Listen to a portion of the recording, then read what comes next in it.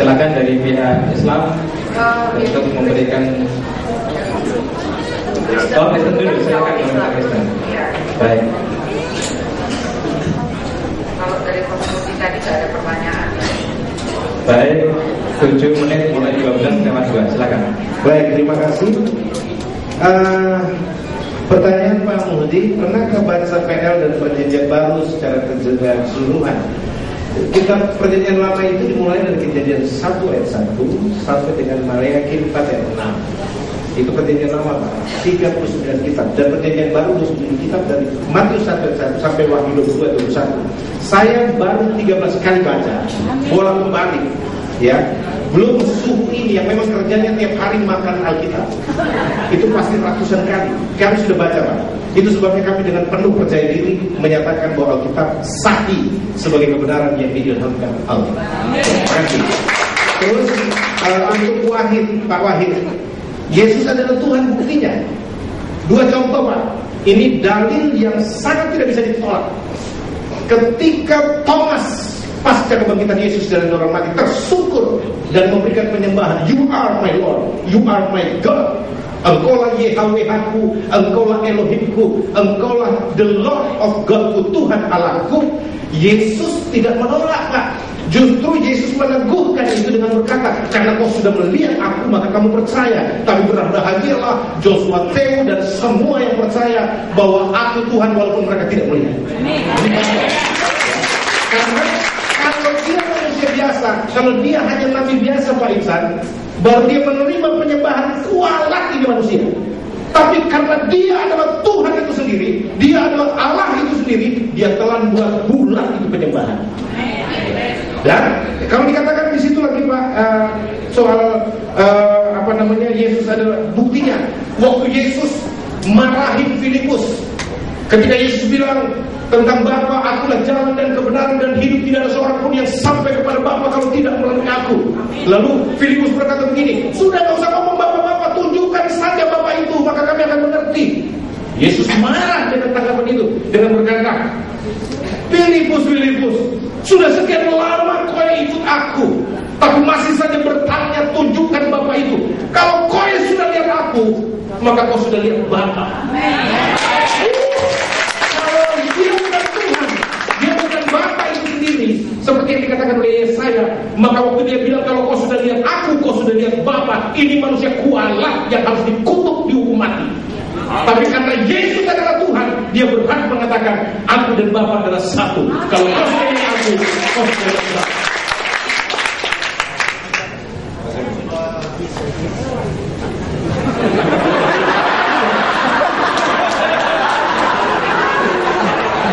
Satu lagi dari Pak ini, sebentar, Hasan. Kenapa ibu Yesus tidak pernah mengakui bahwa Yesus itu adalah Tuhan? Yang pada ibunya Yesus rendah hati bicara, tidak sombong. Tapi ada kerabatnya Marta yang bilang, "Wah, ibu Tuhanku telah datang." Peneguhan dari orang itu sangat sahih dibandingkan orang yang mengaku walaupun dia tahu. Ya, karena itu kesombongan. Bapak saya pendiri Muhammadiyah di Kota Bima. Ya, saudara Muhdi, saya nggak perlu itu lagi jawab pertanyaan Anda tentang baca Alkitab. Al-Quran saya sudah hatam berkali-kali, saya guru Al-Quran. Sudah tahu semua.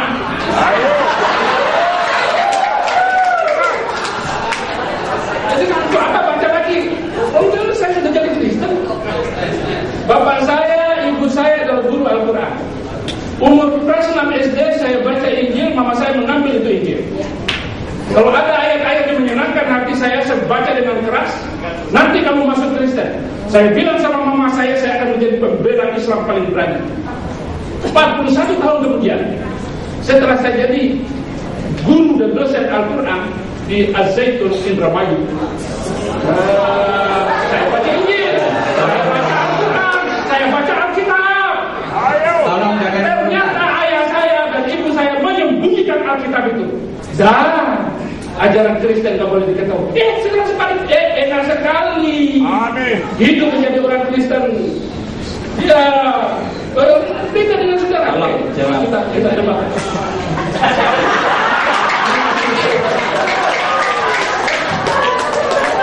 Betul. kalau berada di situ semua ketawa. Acara kamu silakan.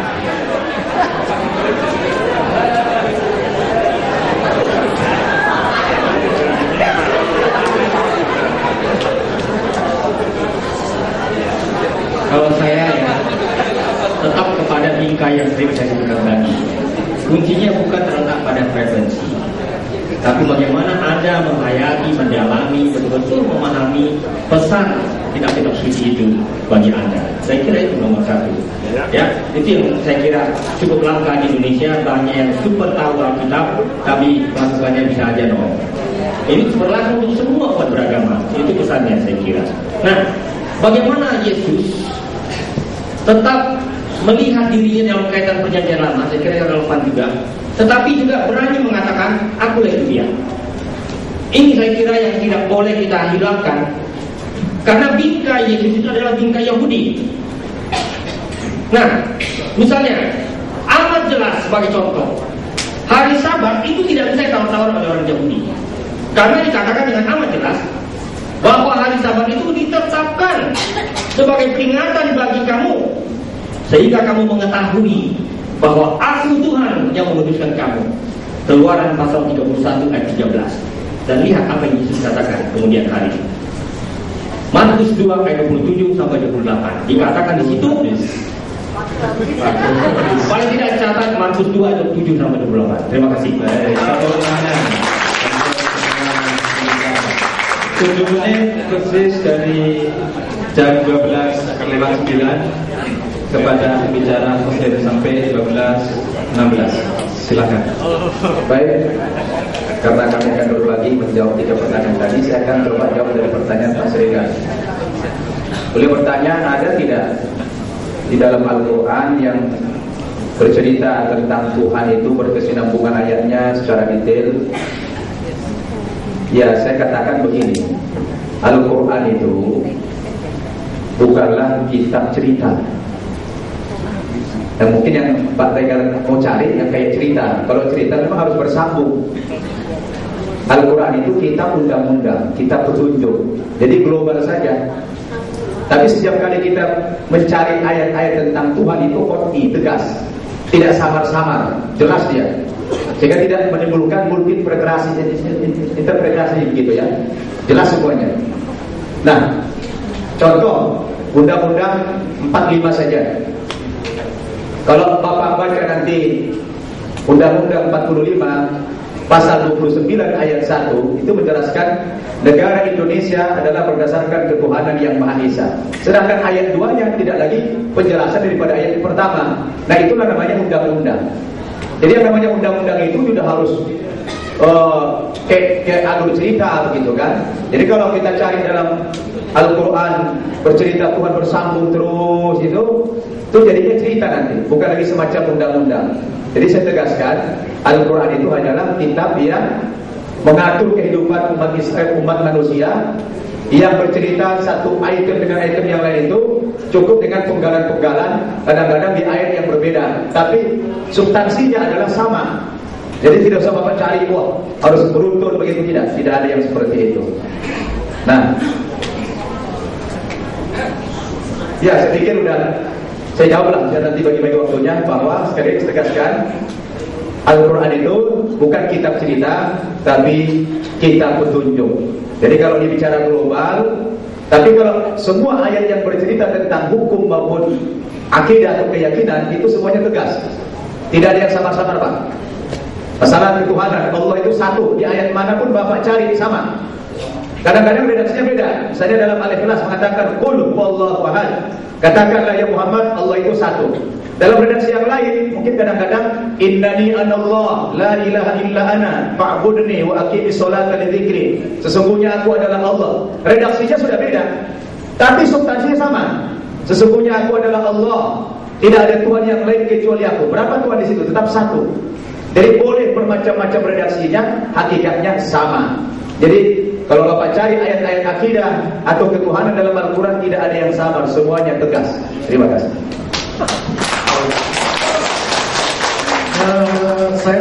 sangat setuju. Saya tambahkan sedikit.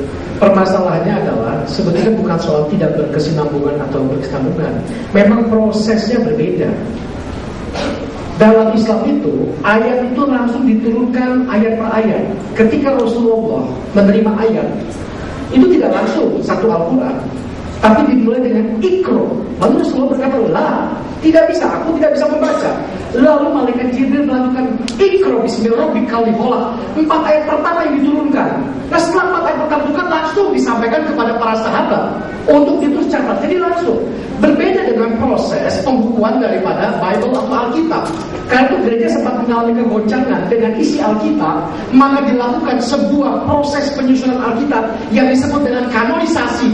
Kanon. Akibatnya sekarang Alkitab gereja Katolik menjadi berbeda dengan gereja Protestan yang dipegang. Ada Alkitab bagian yang tipuan yang tidak diakui sebagai firman. Sementara sampai sekarang gereja Katolik mengaku sebagai firman yang disebut dengan kitab Deuterokanonika.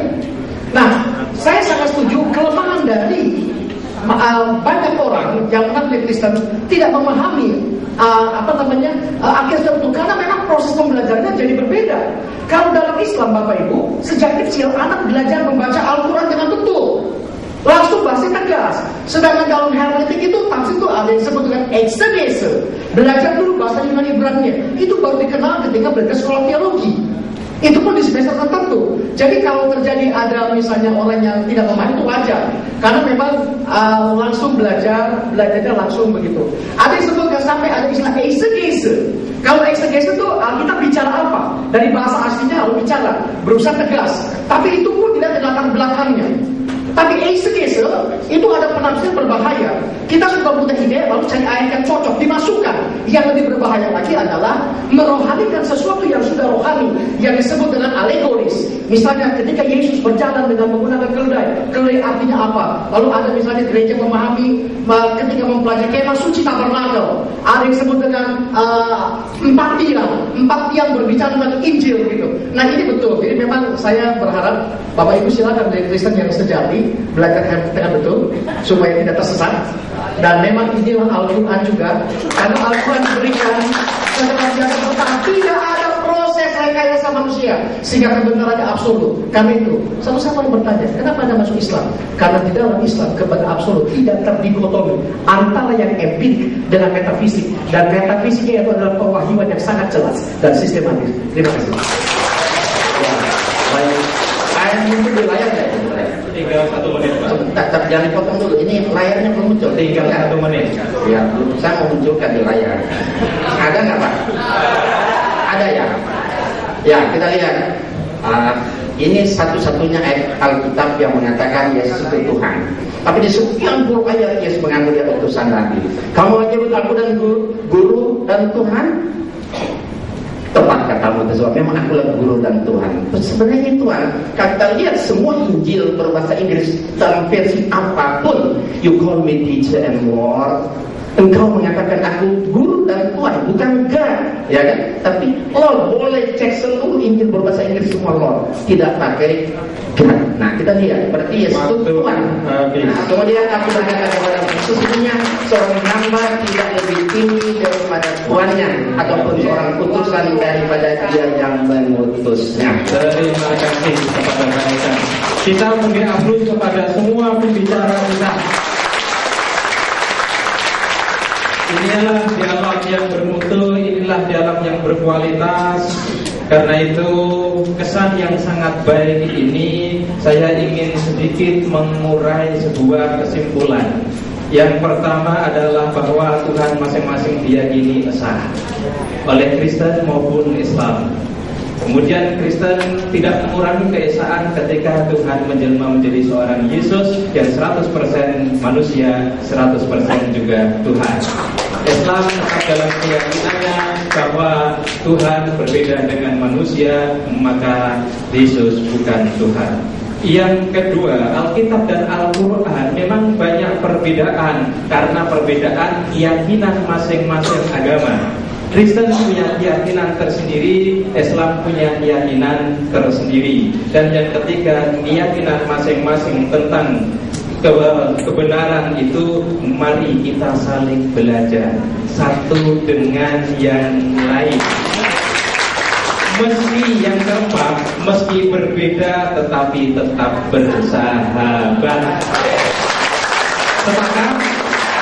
Baik Bapak Ibu, mari kita renungkan dengan kebenaran, kejujuran dan ketulusan hati kita bawa pulang sehingga kita datang ke sini bisa mendapatkan sebuah pembelajaran yang berarti. Keyakinan kita terserah secara eksklusif, itu hak masing-masing. Silakan menjadi Islam, jadilah Islam yang taat. Silakan jadi Kristen, jadilah Kristen yang taat. Tetapi saling bersaudara dan bersahaja. Baik Bapak Ibu, itu yang bisa saya simpulkan dari dialog, diskusi, debat, ataupun apa itu artinya. Semoga menjadi sebuah pelajaran buat kita semua. Kami tutup atas nama seluruh panitia, seluruh pembicara, moderator. Kami mohon maaf jika ada yang salah, kurang, dan keliru. Mari kita aplaus bersama-sama untuk seluruh panitia. Setelah ini kita foto bersama, terus kemudian silakan nanti berhubungan dengan panitia, ada sesuatu yang akan disajikan. Indahnya sebuah perdamaian, indahnya sebuah. Dan terakhir, saya bersyukur sekali Pak Ibrahim Saifuddin hari ini lunak sama moderator. Terima kasih dari saya, mohon maaf. Assalamualaikum warahmatullahi wabarakatuh.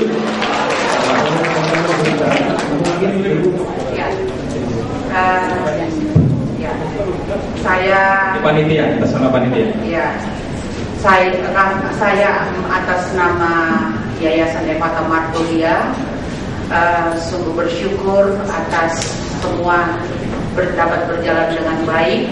Terima kasih kepada pembicara baik dari pihak Islam, Pak Ibu Kominta, Pak Bernard Nababan, dan Pak Yudi Mulyana, maupun dengan Pak Pendeta Dr. Anwar Chen, Pastor Joshua Dewu, Bapak Syafuddin Ibrahim.